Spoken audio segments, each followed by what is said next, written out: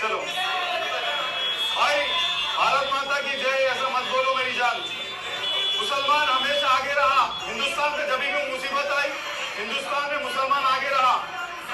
ये मत यहाँ पर रिलीजियस मत लाओ, आप लोग रिलीजियस मत लाओ। यहाँ पर हिंदू मुसलमान सब एक है। ఇతను హైదరాబాద్ పాత బస్తీకి చెందినటువంటి సయ్యద్ అయూబ్ ఇలాంటి పనులు చేస్తూ ఉంటాడు. భారత్ మాతాకి జై అంటే అది ఒక మతానికి సంబంధించిందంట. భాయ్, ఇక్కడ మీరు భారత్ మాతాకి జై అనొద్దు, ఇక్కడ మతాలు రెచ్చగొట్టొద్దు, ముస్లింలు హిందువులు ఒక్కటే అంటున్నాడు. అంటే ఇప్పుడు భారత్ మాతాకి జై అంటే అది మతానికి సంబంధించిందా? అంటే వీళ్ళు భారతదేశంలో లేరా? అంటే అర్థం చేసుకోండి మీరు. 50 రూపాయలు పెట్రోల్ పోసేస్తున్నాడు ఫ్రీగా, దానికి మన ముష్టోలు ఏమొచ్చేసి ఒక్కడు మాట్లాడలేదు. అతను ఎవరో జెండా పట్టుకొని వచ్చాడో, ఇంకా అవతలేమో భారత్ మాతాకి జై అంటున్నారు, ఆనందంతో అంటున్నారు. మనోడే కదా, అందరూ మనమే కదా, ఒక దేశానికి సంబంధించినటువంటి వాళ్ళని. పాకిస్తాన్ వాడిలాగా మాట్లాడుతున్నాడు. అంటే ఇది రిలీజన్కి సంబంధించిందని ఎవడు చెప్పాడు? గత పాలకులు చెప్పారు. గత 60 సంవత్సరాలుగా ఈ వందే మాతరం విషయంలోనూ భారత్ మాతాకి జై అనే విషయంలో ఎంత అలసత్వం ప్రదర్శించారో ఈరోజు ఈ 60 సంవత్సరాల పరిపాలనలో కనిపించడం లేదా? ఇప్పుడు ఈ 10 సంవత్సరాల్లో వీళ్ళకి భారత్ మాతాకి జై అంటే నొప్పి వచ్చేస్తుంది. మన ముష్టోలు ఏమొచ్చేసి ఆ చెరుకు రసం పోసేటటువంటి బాటిల్లో ఇచ్చినటువంటి పెట్రోల్ కోసం ముష్టోల్లాగా అలా ఉన్నారు అక్కడ.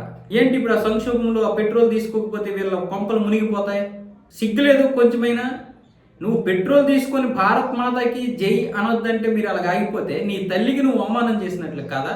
నీ తల్లికి అవమానం చేసి నీ యొక్క ఆత్మాభిమానాన్ని దెబ్బతీస్తే నువ్వు ఆ 50 రూపాయల పెట్రోల్ కోసం వాడి దగ్గర అంత దీనిగా అడుక్కునేవాడిలా ఉన్నావా?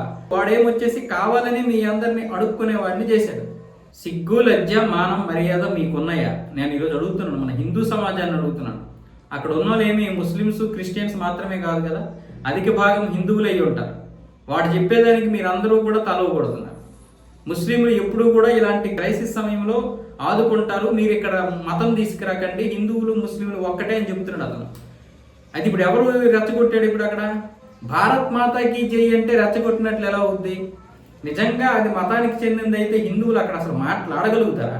వాళ్ళకి అంత ఇది ఉందా, ధైర్యం ఉందా? పోనీ ఎవడైనా నాలాంటి ఇలా మాట్లాడితే సపోర్ట్ చేయగలరు మన హిందువులు? అలా అక్కడ మాట అన్నారంటే అది హిందుత్వానికి సంబంధం లేదు, ఈ దేశానికి సంబంధం అని అర్థం.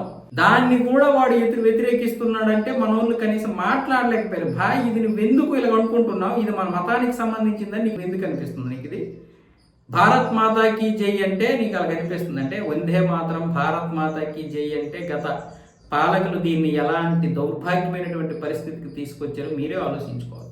ఇలాంటి మాట్లాడుతున్నాడు, అది ఒక మతానికి సంబంధించింది అనేసాడు. మన తల్లిని మనం అవమానించుకున్నట్లే ఆ పెట్రోల్ పోసుకున్న వాళ్ళు ఎవరైతే అక్కడ ఉన్నారో. దీన్ని ఇప్పటికైనా ప్రభుత్వాలు ఖండించాలి. దాన్ని అలాగూ చూస్తూ వాడేదో పెద్ద దానవీర స్వరకర్ణుడు అనుకున్నట్లుగా ఇలా చేస్తుంటాడు. ఇలాంటి క్రైసిస్ వచ్చినప్పుడు ముస్లిమ్స్ ఏవో చేసేస్తుంటారు 2-3, దానికి మేమొచ్చేసి మతానికి మళ్ళీ వీళ్ళే అంటగట్టేసి మనల్ని ఏమొచ్చేసి నోరు మూయించేసి ఒకడేమో దానం చేస్తాడు, ఒకడేమో బియ్యం బిచ్చమేస్తాడు. ఈ మెడలో ఉన్నటువంటి మన దేవుడు ఉంటాయి కదా పిల్లలు, వెంకటేశ్వర స్వామో లేకపోతే ఇంకా శివుడో ఏవో ఉంటాయి, అవి తీసేయమంటాడు. ఇలాంటి పరిస్థితుల్లో మనం ఉన్నాం. మళ్ళీ ఏమొచ్చేసి బీజేపీ మాకొద్దు, గడిది గుడ్డొద్దు, ఆ పార్టీ కావాలి, ఈ పార్టీ కావాలి, గన్నేరు రోడ్డు కావాలి, కంకర పూస కావాలి అంటారు వీళ్ళే. ఎక్కించుకోండి మీరు కాంగ్రెస్ని. ఇలాగే మీదకి ఎక్కించుకుంటే ఈరోజు బీజేపీ ఉంది కాబట్టి వాడు భారత్ మాతకి జై వద్దు అన్నాడు. అదే కాంగ్రెస్ ఉంటే కాళ్ళు చేతులు కట్టేస్తాడు. అంతకు మించి ఏం లేదు హిందువులకి. సిగ్గు లజ్జ లేకపోతే సరే, మీకు ఇంకా తెలియట్లేదు నాలాంటి వాడి బాధ.